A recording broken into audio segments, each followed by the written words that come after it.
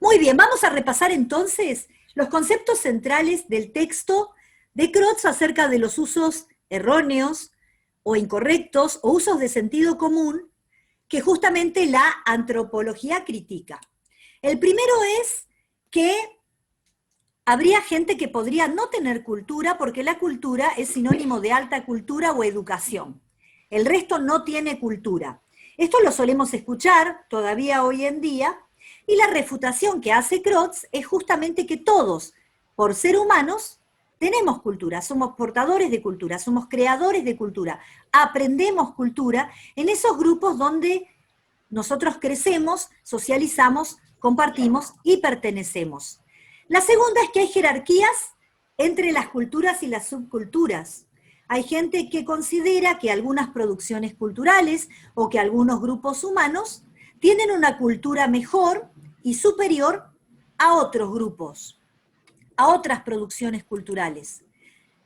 Y lo que nos dice Crotts es, no hay criterios objetivos para jerarquizar las culturas.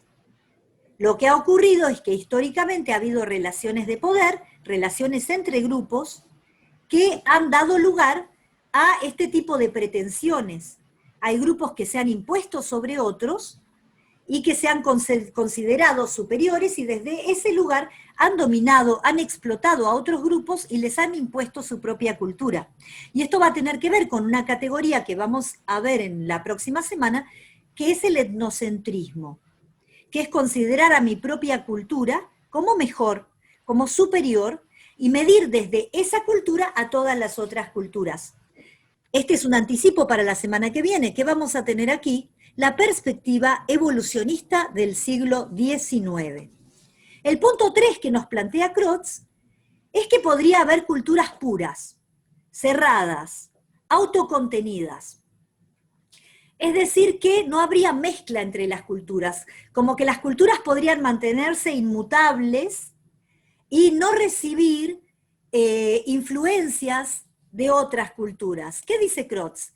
Esto es imposible, no hay culturas puras porque desde que el Homo sapiens es Homo sapiens sapiens y se junta con otros grupos humanos, las culturas se mezclan.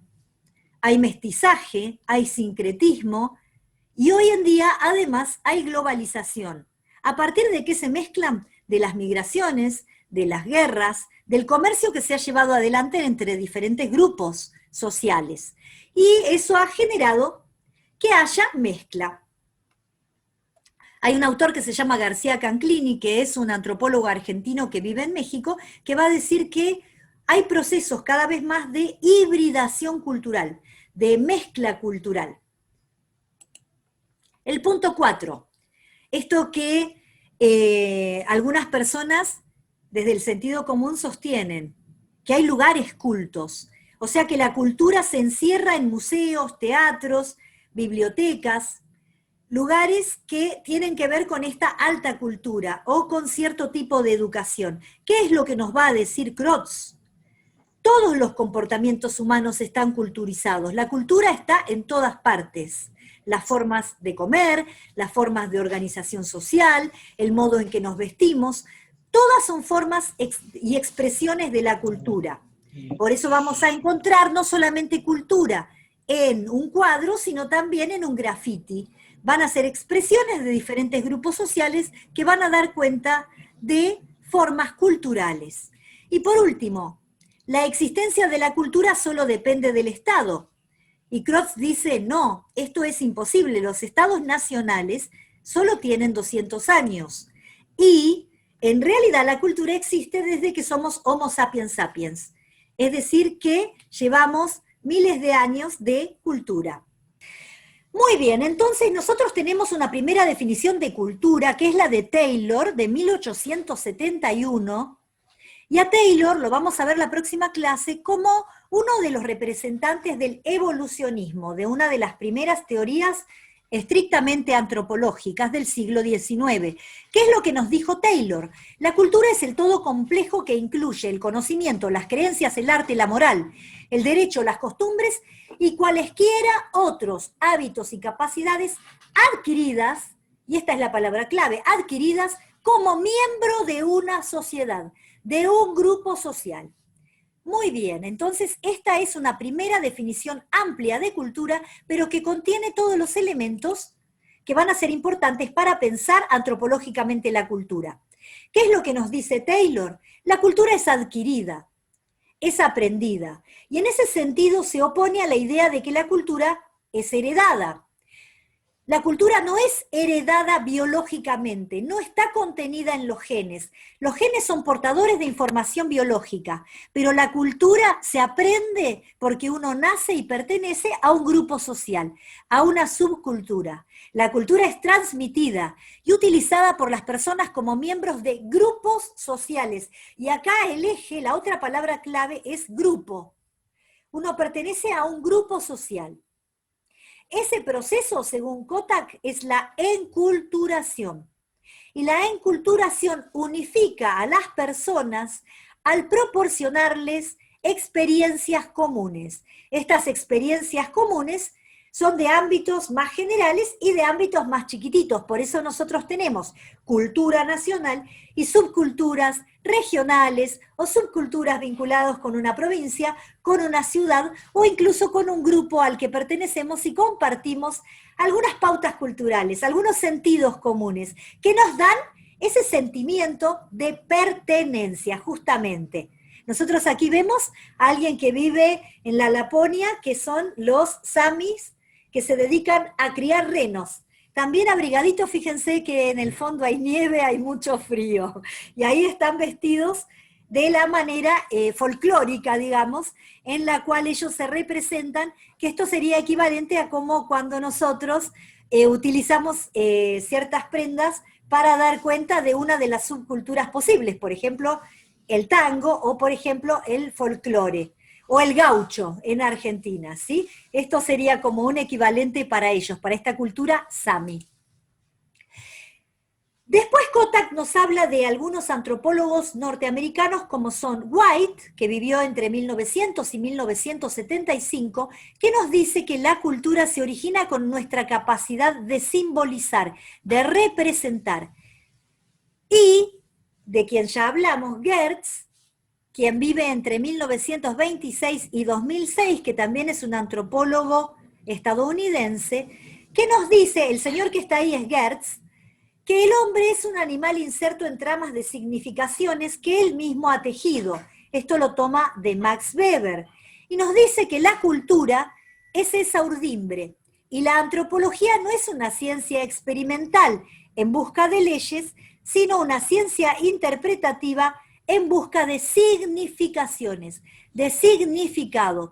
Por eso él va a ser un antropólogo representante de una corriente en antropología que se llama interpretativa o simbólica. ¿De dónde toma esta idea y cómo nos explica Geertz la cuestión del significado en una cultura? Él nos va a decir que va a partir de un ejemplo de Gilbert Wright para darnos cuenta de la descripción densa. Y acá es importante que miren lo que yo estoy haciendo. Esto que yo estoy haciendo, que es contraer el párpado, podría ser descrito como la profesora está abriendo y cerrando un ojo. Pero eso no da cuenta del sentido, del por qué estoy haciendo eso.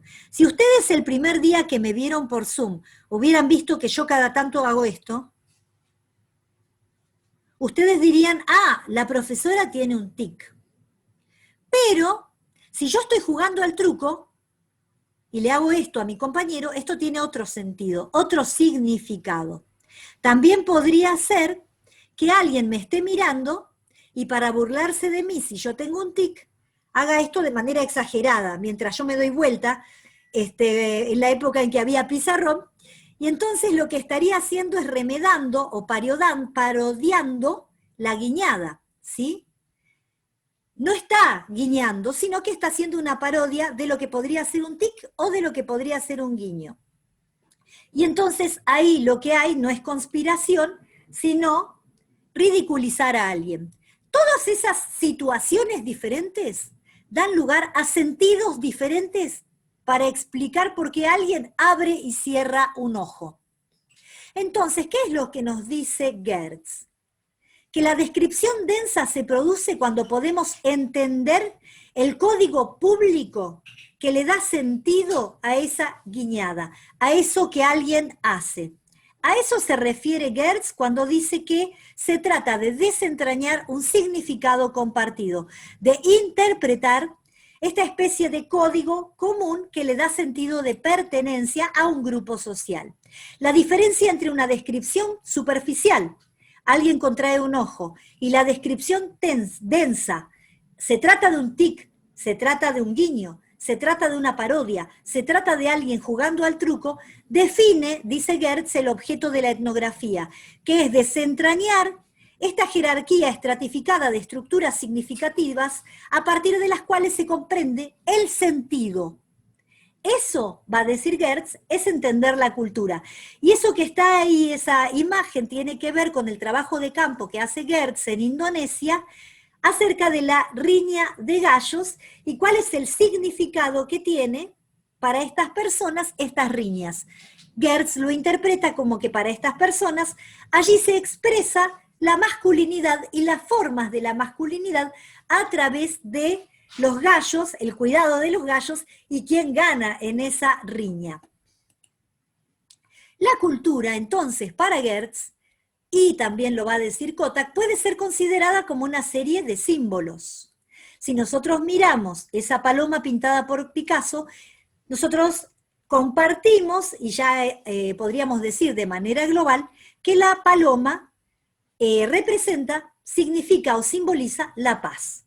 Un símbolo es un sonido, un acto o algo a lo que la gente le asigna un significado y para que tenga sentido y se comprenda en términos de descripción densa, ese símbolo tiene que ser compartido.